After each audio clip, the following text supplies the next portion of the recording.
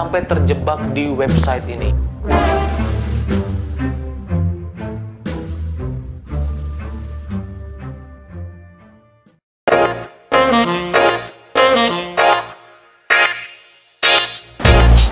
Shalom, salam hikmat, tetap jadi berkat. Jangan lupa like, komen, dan subscribe agar channel ini berkembang. Stay tune.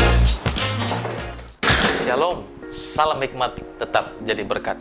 Bagaimana kabar teman-teman sekalian? Saya harap teman-teman dalam keadaan yang baik dan sehat. Dalam kesempatan ini kita akan membahas mengenai beberapa situs website yang berbahaya bagi kekristenan. Ini sangat-sangat berbahaya karena hal ini melenceng jauh dari kebenaran kekristenan. Tapi sayang seribu sayang bahwa situs ini sering dipakai orang-orang yang tidak memahami, ibu-ibu, orang tua, janda. Wait, what? Bruh. Tapi makanya saya bikin video ini untuk kita boleh mengerti bahwa ada situs-situs yang sebenarnya tidak dalam kebenaran firman Tuhan. Apalagi kita jadikan referensi. No, tidak sama sekali. Maka dalam kesempatan ini saya hanya memberi sedikit garis besar bahwa sesuatu itu bisa dikatakan salah, bisa dikatakan sesat. Saat kita berbicara mengenai sesat, kekristenan percaya bahwa ada 3 hal yang mendasar yang harus dimiliki dalam kekristenan. Dan hal ini tidak bisa tidak. Yang pertama, bahwa Allah Tritunggal. Kekristenan sejarah gereja percaya Allah Tritunggal, di mana Allah menyatakan dirinya dalam 3 pribadi, namun satu hakikat. Maka ini menjadi penting bagi kita untuk aware dengan masalah ini. Yang kedua, Yesus adalah satu-satunya Tuhan dan Juru Selamat. Jadi pernyataan Allah pada manusia sebagai jalan untuk diselamatkan hanya melalui Yesus, tidak dengan cara yang lain. Kemudian yang ketiga, Alkitab adalah firman Allah. Bahwa kita percaya sebagai orang Kristen bahwa Alkitab itu adalah otoritas yang tertinggi dalam iman kita. Yang saya maksud adalah dia adalah firman Allah yang 100% kita percayai itu bersumber daripada Allah sendiri. Roh Kudus mengilhami para penulis sesuai dengan visi misi Allah pada saat itu, pada saat gereja mula-mula, dan pada saat kita masa kini. Maka kalau semua dijaga Roh Kudus, saya yakin itu relevan. Maka kalau 3 hal itu dimiliki oleh gereja, maka gereja itu adalah gereja yang benar. Sejak dari zaman gereja sampai pada saat ini. Kalau ada salah satu yang tidak dimiliki oleh gereja ini, itu bisa kita katakan sesat. Mungkin mengenai persoalan tafsiran Allah Tritunggal, tafsiran Kristologi atau Yesus, tafsiran mengenai juga Alkitab, ya ada yang berbeda, itu bisa kita katakan ya kurang tepat, kita bisa katakan ada yang salah, ada yang keliru. Tapi kalau ketiga hal ini tidak ada atau hanya salah satu, hanya salah satu, maka itu bisa kita katakan sesat. Contohnya gereja Tuhan yang Maha Kuasa ini. Kalau kita melihat gereja Tuhan yang Maha Kuasa ini, mengapa saya bilang berbahaya dan jangan dibuka? Saya tidak akan membahas pengajarannya dulu, tapi saya akan bahas mengenai hal-hal yang unik daripada mereka. Yang pertama, dalam situsnya sangat menata dengan baik dan sangat menata dengan rapi, sehingga situs ini pun banyak informasi tentang Alkitab, informasi tentang Yesus, tentang Alkitab. Yang keluar adalah situs mereka, dan Bapak Ibu pakai itu sebagai bahan khotbah, bahan ajar, nonton, dan Bapak Ibu pakai untuk menginjili misalnya. Saya kan nggak tahu. Siapa tahu Bapak Ibu bisa pakai itu sebagai referensi, padahal itu salah.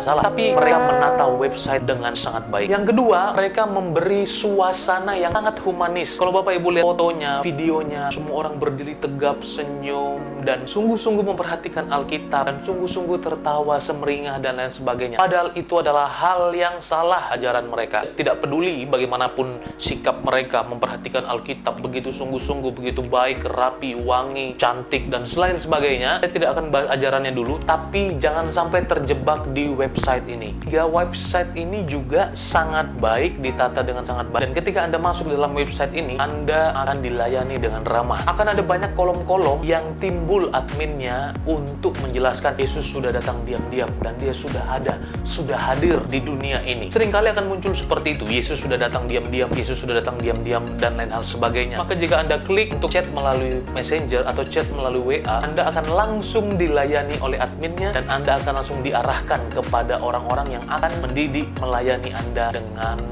kebenaran mereka sendiri. Nah, maka Teman-teman, ada hal yang bisa kita katakan untuk sementara waktu ini, karena saya belum menggali begitu dalam, bahwa kalau tadi barometernya 3, bahwa Allah Tritunggal, Yesus finalitas, dan Alkitab adalah firman Allah, ketiga hal ini mereka tidak punya satupun. Allah Trinitas atau Allah Tritunggal, mereka tidak percaya Allah Tritunggal, bahwa mereka hanya percaya ya menurut kepercayaan mereka sendiri. Dan saya melihat juga websitenya, saya sudah membuang waktu tidak berguna saya rasa untuk membaca situs mereka yang muter-muter dengan bahasa yang diseolah-olahkan bagus, karena juga terjemahannya itu dari bahasa Tiongkok ya, bahasa Cina diterjemahkan ke dalam bahasa Indonesia, seperti ada yang kurang jelas, kurang pas begitu. Jadi saya menghabiskan waktu yang tidak berguna untuk membaca itu. Tapi demi pengajaran saya harus membaca itu. Oke, berikutnya teman-teman, dan mereka berkata bahwa Yesus Kristus sudah datang saat ini. Maka ini melanggar peraturan yang kedua, yaitu Yesus adalah finalitas. Bagi mereka, Yesus sudah datang ke dalam dunia ini, tapi dalam bentuk yang lain. Jadi Yesus kembali berinkarnasi yang 2000 tahun yang lalu. Firman Allah telah menjadi manusia, tapi bagi mereka, sekarang Yesus pun berinkarnasi untuk yang kedua kalinya, tapi dalam bentuk perempuan. Jadi mereka percaya bahwa Yesus sudah datang, sudah saat ini, dan akan melakukan penyucian melalui penyiksaan-penyiksaan, sampai akhirnya orang-orang yang percaya dan taat itu disaring oleh karena penderitaan. Dan mereka percaya Yesus itu perempuan, datang dalam bentuk perempuan.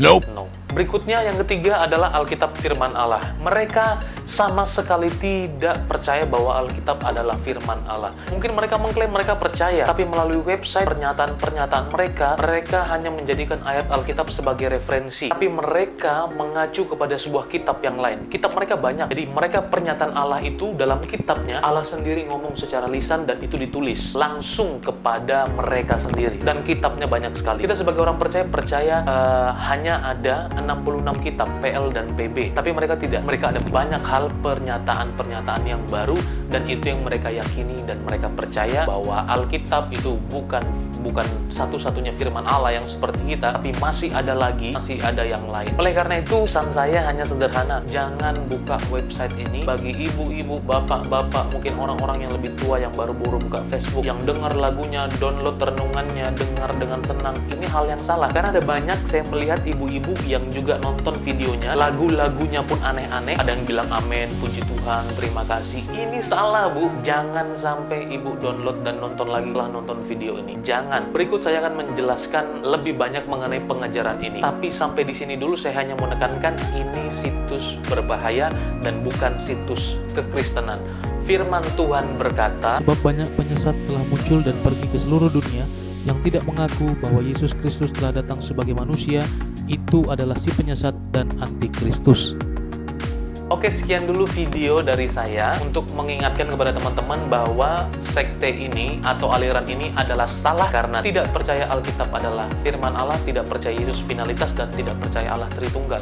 Maka ini berarti di luar dari kekristenan. Jangan buka websitenya, jangan nonton video-videonya, jangan dengarkan lagunya, karena itu bukan muatan daripada kebenaran firman Tuhan. Jangan sampai. Tuhan Yesus memberkati. Salam hikmat, tetap jadi berkat. Yuhu.